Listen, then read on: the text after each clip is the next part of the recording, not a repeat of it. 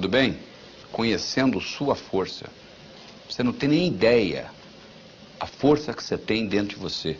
É igual um iceberg. O iceberg está 10% fora da água e 90% dentro da água. Você olha na superfície e você vê só aquele pouquinho.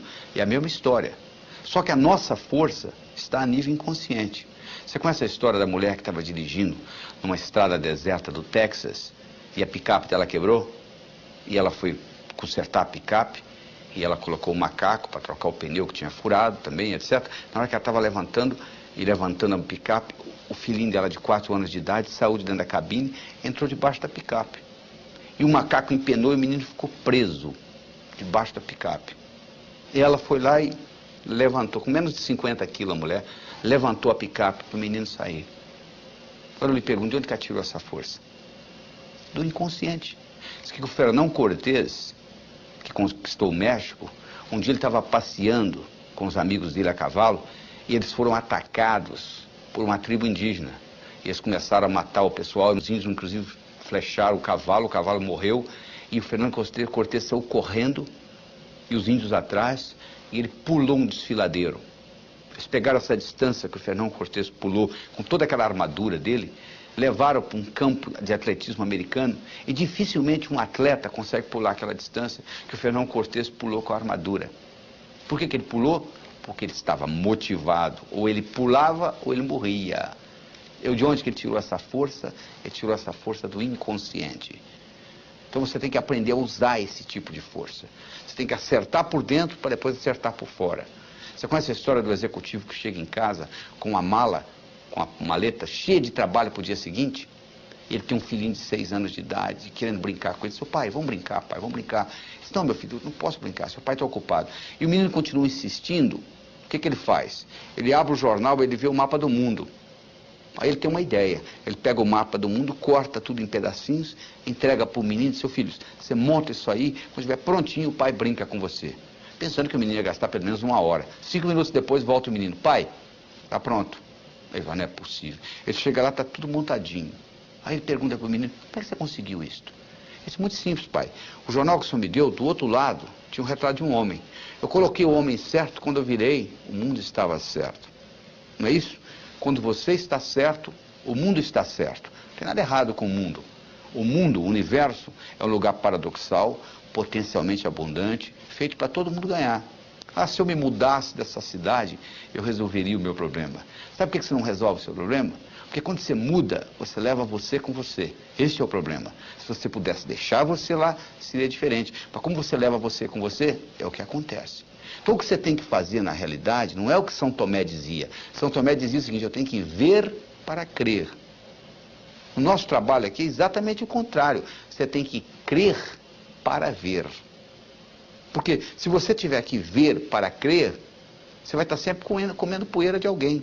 As grandes descobertas, as grandes invenções do mundo ocorreram exatamente o contrário. Pessoas que acreditaram e manifestaram.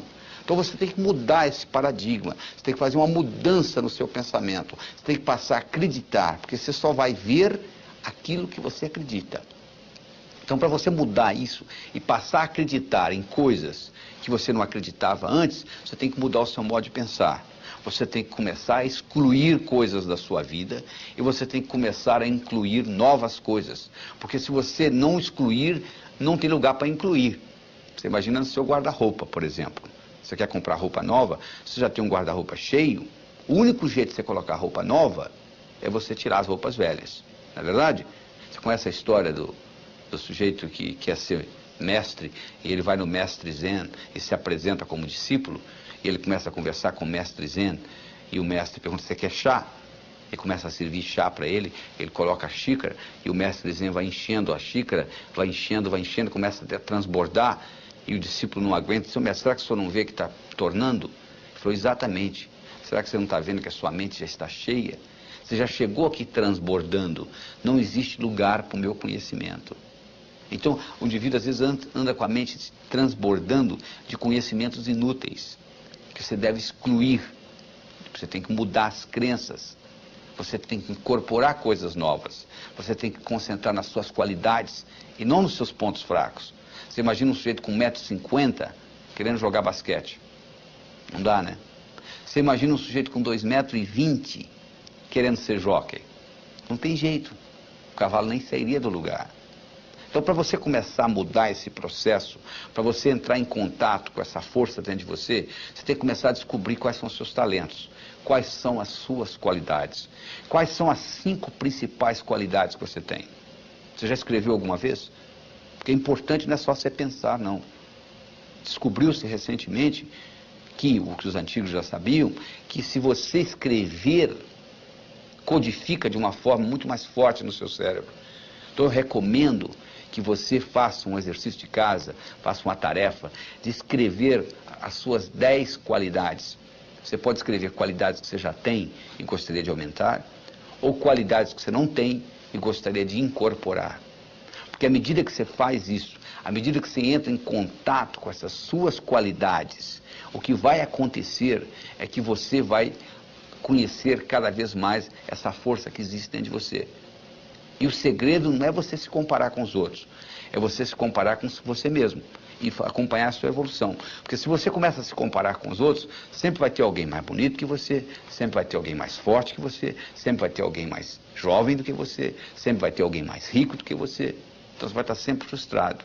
Agora, se você compara com você mesmo e acompanha a sua evolução, isso serve de estímulo para você continuar evoluindo. Então, além das suas qualidades, eu gostaria de saber dos seus hábitos, quais que você quer excluir, quais que você quer manter e quais novos hábitos que você quer incluir na sua vida, na sua tarefa diária. E lembre-se, algo para se tornar hábito tem que ser feito, pensado, manuseado pelo menos 21 vezes. Se você passar fio dental nos seus dentes 21 dias seguidos, eu lhe garanto que você vai passar para sempre. Igual você faz com escovar os dentes. Mas se você fizer uma vez ou outra, você vai passar o fio dental uma vez ou outra, como a maioria faz. Então você, para criar um hábito, você tem que pôr energia nisso. E depois desse hábito criado, por exemplo, se você criar o hábito crer para ver, ou seja, eu acredito para manifestar. Teste isso na sua vida. Crie alguma coisa e procure manifestá-la. Tudo no universo físico é criado 2 vezes. Primeiro você cria, depois você manifesta. Você entendendo esse processo é fundamental. E lembre-se da história do executivo. Se você está certo, o mundo está certo. Até lá.